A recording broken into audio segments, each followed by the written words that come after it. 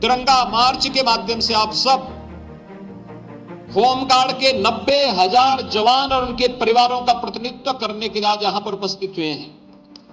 भाइयों बहनों, कभी भी राज्य सरकार ने आपके साथ कोई भेदभाव नहीं किया, हर स्तर पर सम्मान देने का कार्य भी किया। मेरे पास जब 2 वर्ष पहले प्रस्ताव आया था कि होमगार्ड के ऋतिक परेड में अगर आप आ सके, मैंने कहा भी क्यों नहीं आऊंगा, और मैं स्वयं उस परेड में भागीदार बना था। मेरे सामने प्रस्ताव आया था, होमगार्ड के जवानों को मात्र 300 रुपए भत्ता प्राप्त होता था प्रतिदिन का। हमने कहा इसको बढ़ाने की प्रक्रिया को आगे बढ़ाया जाए, और फिर उत्तर प्रदेश के होमगार्ड के जवानों को भत्ता उसी प्रकार से आज प्राप्त हो रहा है जैसे पुलिस कार्मिकों को प्रदेश के अंदर प्राप्त होता है। यही नहीं, होमगार्ड के जवानों के लिए अगर किसी दुर्घटना का शिकार दुर्भाग्य से हो गया, बीमा का कवर नहीं था, हमने कहा राज्य सरकार के स्तर पर हम लोगों ने 5 लाख रुपए उस परिवार की सहायता के लिए उपलब्ध करवाए।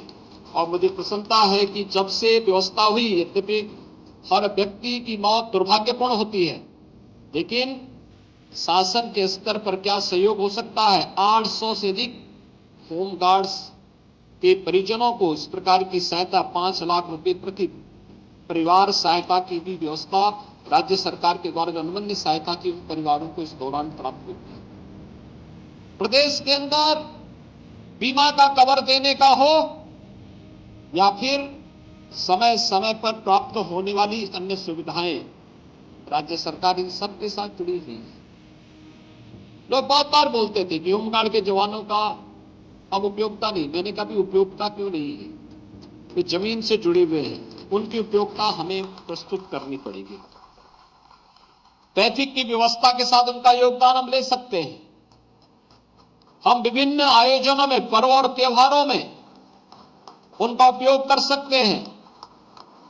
किसी भी अन्य स्थल की व्यवस्था में उनका महत्वपूर्ण योगदान हो सकता है। और मुझे प्रसन्नता है कि गृह विभाग और होमगार्ड विभाग मिलकर के इस कार्यक्रम को आगे बढ़ाने का कार्य कर रहे हैं।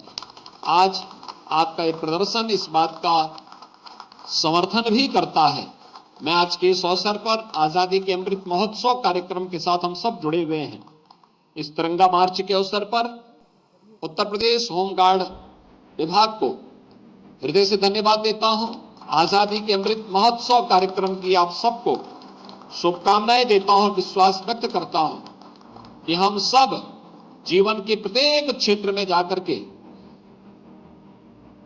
नेशन फर्स्ट, यानी मेरा देश, मेरे व्यक्तिगत जीवन से, मेरे पारिवारिक जीवन से, मेरे सामाजिक जीवन से भी महत्वपूर्ण मेरे लिए सबसे पहला मेरा देश होगा।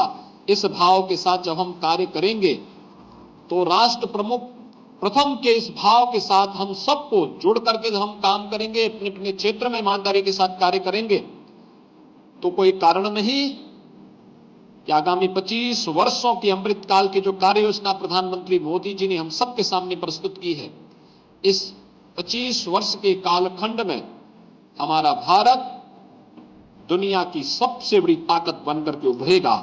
और उस संकल्प के साथ प्रत्येक भारतवासी को जोड़ना पड़ेगा, प्रत्येक प्रदेशवासी को जोड़ना पड़ेगा। इस विश्वास के साथ इस पूरे कार्यक्रम के प्रति मैं अपनी शुभकामनाएं देता हूं। धन्यवाद। जय हिंद।